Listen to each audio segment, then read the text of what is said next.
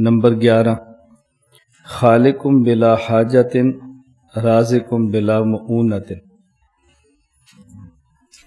اللہ تعالیٰ پیدا فرماتے ہیں بغیر کسی ضرورت کے، اللہ تعالیٰ رزق دیتے ہیں بغیر کسی مشقت کے۔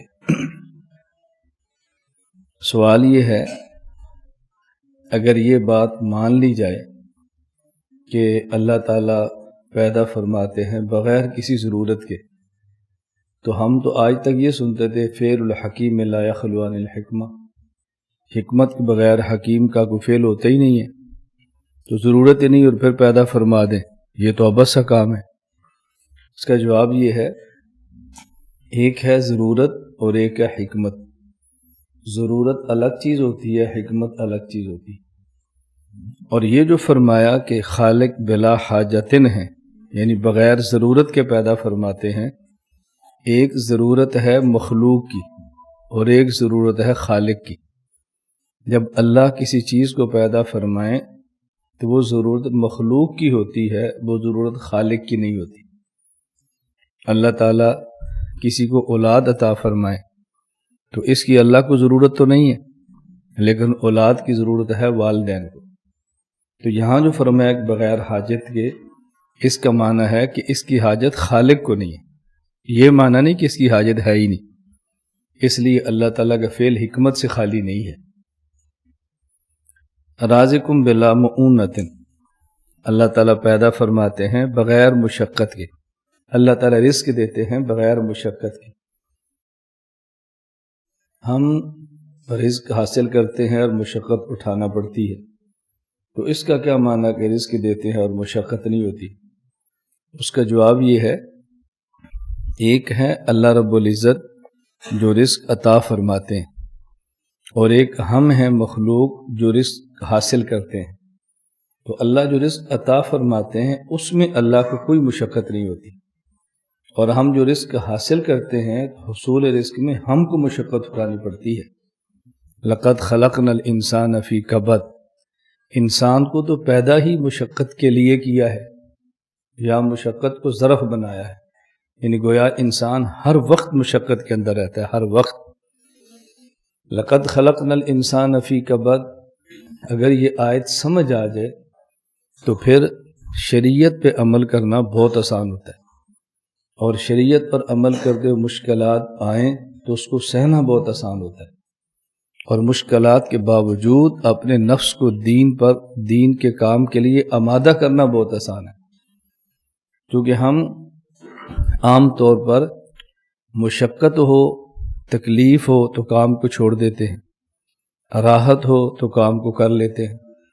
اللہ فرماتے ہیں لقد خلقنا الانسان فی کبد، یہاں انسان مظروف ہے اور کبد یہ ظرف ہے، تو انسان دنیا میں ہر وقت مشقت اور تکلیف کے اندر رہتا ہے۔ اس کا معنی کہ جب تک دنیا میں ہے تب تک آدمی تکلیف سے نکل نہیں سکتا، اور دنیا میں کوئی ایسا شخص موجود نہیں کہ جس کو کوئی کسی قسم کی تکلیف نہ ہو۔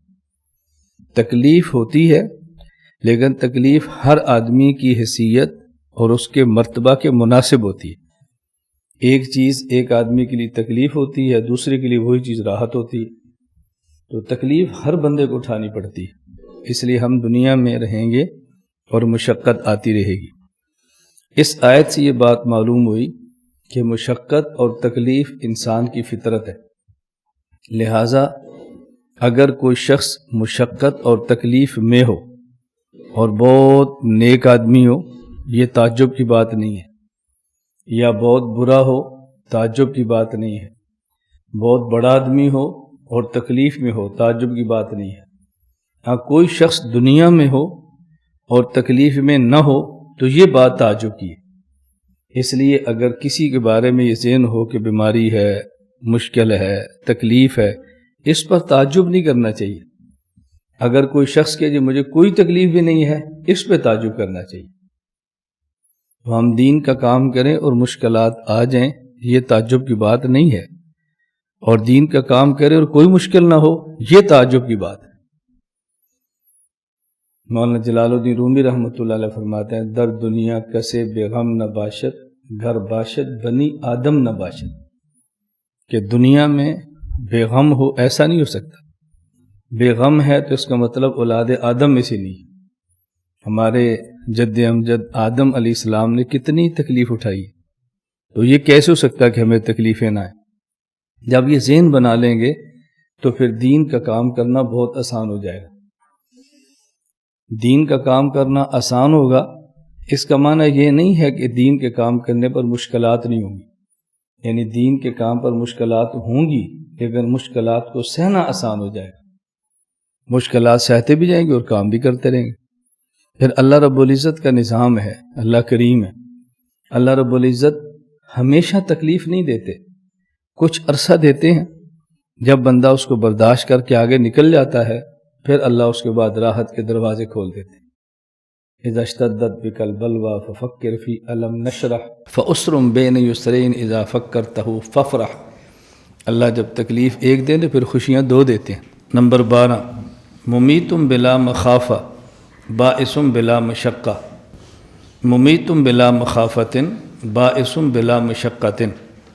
اللہ رب العزت جب کسی کو موت دیتے ہیں تو اس بات کا خوف نہیں ہوتا کہ میں نے فلاں کو موت دی تو میرا نقصان ہوگا یا میرا نقصان کر سکتا ہے۔ ممیتم بلا مخافۃ باعثم بلا مشقۃ۔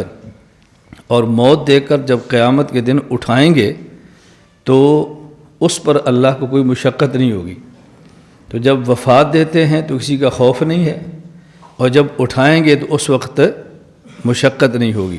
اللہ رب العزت کہا تو انما امرہ اذا اراد شیئا ان یقول لہ کن فیکون۔ یہاں امام طحاوی نے دو جو جملے استعمال فرمائے ذرا غور فرمائیں۔ ممیتم بلا مخافۃ محیم بلا مشقت نہیں فرمایا، ممیتم بلا مخافۃ باعثم بلا مشقت فرمایا۔ سمجھ آ گئی؟ جب موت آ جاتی ہے تو موت کے بعد پھر قبر میں حیات مل جاتی ہے، اور پھر حشر کو دوبارہ حیات نہیں ہوتی، پھر دوبارہ بعثت ہوتی ہے۔ وہ حیات ایسی ہوتی ہے جو ہمیں نظر نہیں آ رہی ہوتی، اور کبھی اس کو احیاء کے لفظ سے تعبیر کرتے ہیں، اس کا معنی ہوتا ہے کہ اب یہ حیات ہے جو تمہیں نظر آنے لگی ہے۔ سمجھ آ گئی؟ قرآن کریم میں ہے والسلام علی یوم اموت و یوم ابعث حیا۔ جو لوگ قبر میں پیغمبر کی حیات کے منکر ہیں وہ اس سے استدلال پکڑتے ہیں، ان کی دلیل ہے یہ کہ جی نبی قبر میں زندہ نہیں ہوتا۔ کیوں؟ قرآن کریم میں والسلام علی یوم، جی والسلام علی یوم ولدت و یوم اموت و یوم ابعث حیا۔ مجھ پر اللہ کی سلامتی ہو جب میں پیدا ہوا، جب مجھ پر موت آئے گی آگے، اور جب میں، دیکھو زندہ ہونا نہیں ہے، یوم ابعث حیا۔ یہ ابعث میں انا ضمیر متکلم ہے اور ذوالحال ہے، اور حین اس کے لیے حال ہے۔ ذوالحال اور حال کا زمانہ ایک ہوتا ہے۔ اس سے یہ ثابت نہیں ہو رہا کہ پہلے موت تھی اور قیامت کو حیات ملے گی، اس سے یہ ثابت ہو رہا ہے کہ حیات اور بعثت اکٹھی ہوں گی۔ قبر کی موت اس سے ثابت نہیں ہو رہی۔ جس طرح آپ اپنے کہتے ہیں جاءنی استاذنا راکبا علی السیارہ، ہمارے استاذ ہمارے پاس تشریف لائے گاڑی پر سوار ہو کر۔ اس کا معنی کیا یہ ہے کہ مدرسے میں آنے سے پہلے پیدل آ رہے تھے اور جب مدرسے میں داخل ہوئے تو گاڑی پر سوار ہوئے؟ یہ معنی ہے اس کا؟ تو یہ بات آپ کیسے کہتے ہیں؟ یوم ابعث حیا کا معنی یہ ہے کہ پہلے موت تھی اور اب حیات ملی ہے۔ حال تو ذوالحال کے لیے قید ہوتی ہے۔ اس آیت میں یہ بتانا مقصود ہے کہ جب اٹھیں گے تو حی ہوں گے، یہ نہیں ہے کہ پہلے میتن ہوں گے اور اب حیان ہوں گے، یہ نہیں ہے۔ سمجھ آ گئی بات؟ اب ایمان کے ساتھ بتاؤ اس آیت کا ان کی دلیل سے تعلق کیا ہے؟ اور کتنے فخر سے بیان کرتے پھر رہے ہیں، اور پھر ہمیں تانے دیتے ہیں کہ ان کو نحو نہیں آتی، ان کو صرف نہیں آتی۔ عجیب بات نہیں؟ ان کو قرآن کی تفسیر نہیں آتی، ہم قرآن جانتے ہیں۔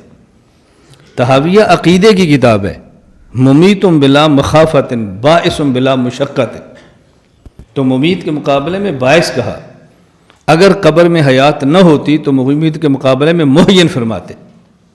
اس سے معلوم ہوا تو قبر کے اندر حیات ہے۔ میں نے ایک سوال کا پھر جواب دیا آپ کو، وہ یہ کہ جن آیات یا احادیث یا عبارات کتب عقائد کے اندر ہے کہ یہاں اماتہ کے مقابلے میں احیاء ہے، تو وہاں کیوں آیا؟ میں نے اس کا جواب دیا ہے کہ ایک حیات وہ ہے جو چھپی ہے، ایک حیات وہ ہے جو ظاہری ہے۔ قبر کی حیات ہے لیکن حیات مخفی ہے، وَلَٰكِن لَا تَشْعُرُونَ، آنکھ سے نظر نہیں آتی، کان سے محسوس نہیں ہوتی، ہاتھ سے محسوس نہیں ہوتی، حیات ہے لیکن مخفی ہے۔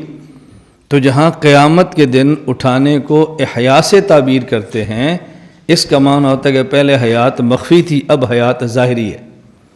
اور جہاں لفظ بعث کا استعمال ہوتا ہے، اس کا معنی ہوتا ہے کہ حیات پہلے بھی تھی لیکن پہلے سوئے تھے اب کھڑے ہو گئے، پہلے برزخ میں تھے اب حشر میں ہیں، پہلے قبر میں تھے اب قیامت کے دن آ گئے ہیں، بس یہ معنی اس کا۔ یہ نہیں ہے کہ اس سے موت کی حیات کی نفی ہو رہی ہے۔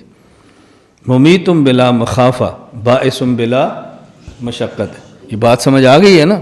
اس کو اچھی طرح سمجھ لیں۔ لا الہ الا اللہ، لا الہ الا اللہ، لا الہ الا اللہ، ما لنا رب سوا۔ لا الہ الا اللہ، لا الہ